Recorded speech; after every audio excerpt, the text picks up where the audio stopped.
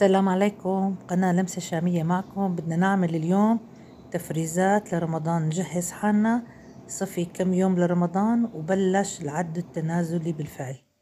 بدنا نعمل اليوم عجينة البرك. بدي أعمل كيليين طحين. قبل ما نبلش نصلي على الرسول بدنا نقول مكوناتنا. لكل عجينة أكيد بدنا نحط رشة ملح ورشة سكر، لكن أنا حأحكي بالعموم. نحن شو بدنا؟ لكل كيلو طحين بياخد كاسة زيت، لكل كيلو طحين بياخد كاسة زيت وكاسة ونص مي، وبياخد ربع كاسة لبن لكل كيلو طحين، وبياخد طبعا اللي حكينا رشة ملح ورشة سكر، وبياخد معلقة كبيرة سمنة. بس أنا عم ساوي عيار كيليين. كمان يلي ما بيحب يعمل حتى الكيلو وبده يعمل كمية قليلة، لكل 3 كاسات طحين بتعملي 3 كاسات طحين، 3 كوب زيت وتلتين مي ورشة ملح ورشة سكر ومعلقة سمنة ومعلقتين 3 لبن. هلا نحن اللبن ما عم نقيسه قديش بدنا نحطه، وممكن يلزمك مي أكتر وممكن يلزمك أقل. المي تدريجيا بده ينزل. اللبن بنحطه لحتى نحن ما بنحط خميرة، ما بدنا العجينة تنفش، بدنا تطلع هشة ورقيقة، فلذلك بنحط اللبن لحتى تتخمر العجينة. وبتحبي تساويها أقل شي بدك 3-4 ساعات تريح، لكن أنا بساويها وبخليها من أول يوم لتاني يوم لحتى نشتغل فيها. ولو حبيتي تعجنيها تخليها بالفريزر، وإمتى ما حبيتي تطلعي تشتغلي فيها كمان بيصير. بس أنا هلأ عم جهزها لحتى ساوي فيها معجناتي كلهم وفرزهم لحتى طلعهم برمضان دغري للشوي أو للقلي. هلأ في صعوبة بالكيليين وبدها مجهود، فأنت إذا مالك قدرانة اعملي 3 كاسات 3 كاسات، وهذا المعيار اللي عم بحكي عليه تطلع العجينة طرية وظريفة.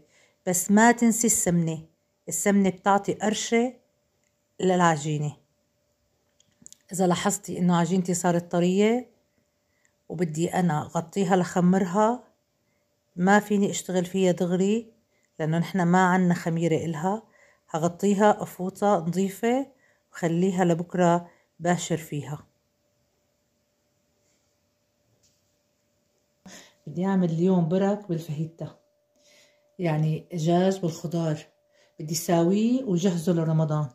خلينا نحكي شو في عنا مكونات.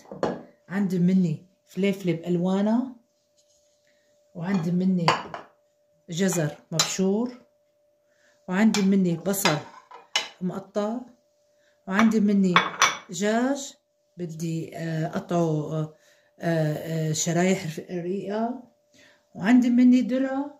لكن الذرة نحن حكينا انه انا بمونه وبيبسه، فهلا انا نقعته، نسيت انه قبل بوقت بس لينضج نستخدمه.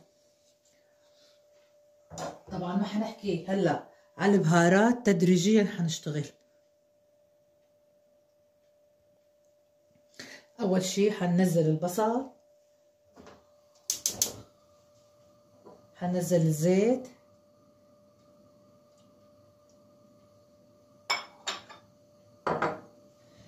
وننزل البصل نشوحه شوي،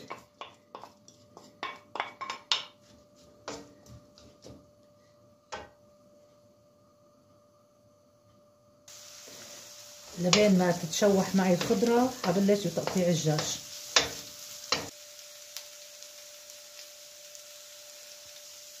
وانا كل ما خلصت نوع من اللي قليتهم ما بدي احط شيء هو فوق بعض. هلا بدي اخلص متى ما استوت البصله بدي قيمه ونزل النوع الثاني.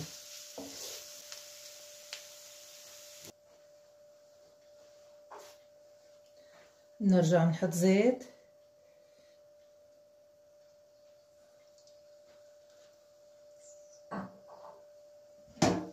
ننزل فلفل الوان.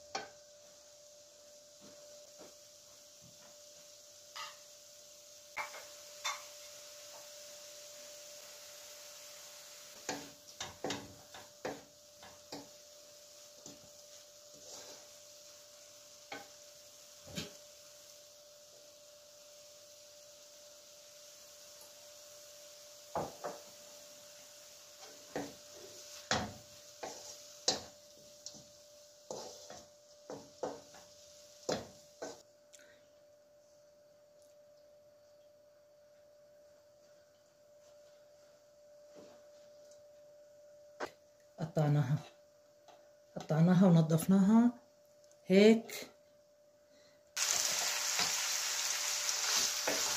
بدنا نقوي النار عليها لحتى ما تطلع ميتها.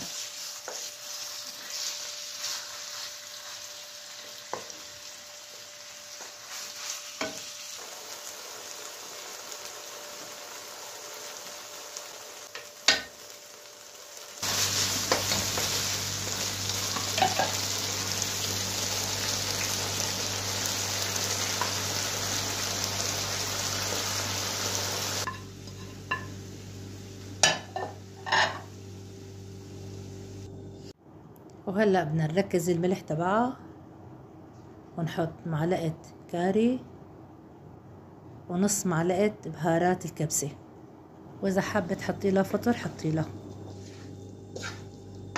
وصفي بدي احط الذرة، طبعا بدك تنطريها لتبرد لتقدري تستخدميها على العجين، وان تركتيها لبكرة مع تخمير العجين يفضل.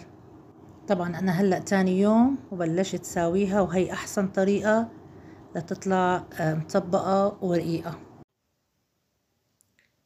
طبعا هي الطريقة بتطلعها مورقة وسهلة وما بتتعبك، ما فيها مجهود. لازم تتنيها مرتين ثلاثة وتطبطبي عليها شوي، ترجعي ترقيها من أول وجديد لتطلع مورقة.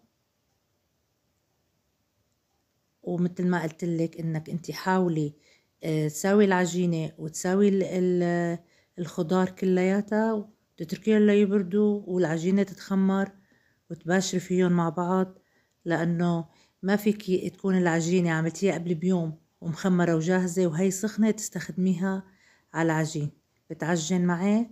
هي الطريقة أفضل، إنك تباشري مع بعض تساويهم وتاني يوم تشتغلي فيهم. وإن حبيتي تقليها قلي، خلي المكان اللي قفلتي فيه العجين محطوط على يعني محل ما بدك تقفليه يكون لتحت لحتى العجينة تم محافظة على شكلها. وحتى لو قلي نفس الطريقة وشوي، ما تخلي محل ما بدك تقفليها لفوق، خليها محل القفل لتحت.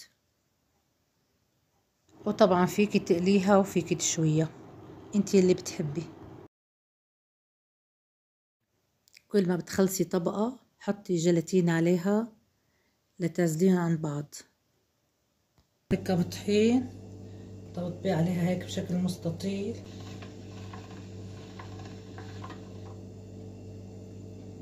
برجع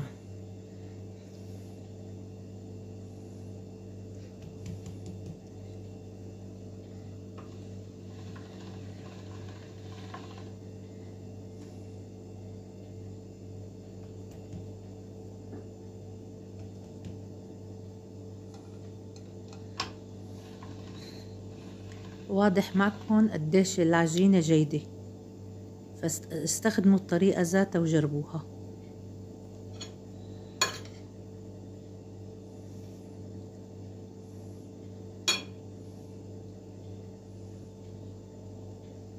ومو بس تجربوها وادعولي، وإذا بتعرفوا طرق أفضل من هاي الطريقة كمان خبروني، فيدوني واستفيدوا.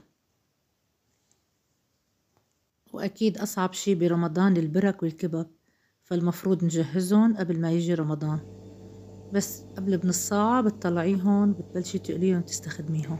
وهيك ساوي كل الكمية وافصلي بيناتهم بورقة جيلاتين، حطيها بالثلاجة، متى ما تلجت حطيها بتبروي وقيميها لرمضان. وهيك خلص الفيديو. إن عجبكم لا تنسوني من الإعجاب واللايكات، والسلام عليكم. فيديو جديد وتفريزات جديدة لرمضان.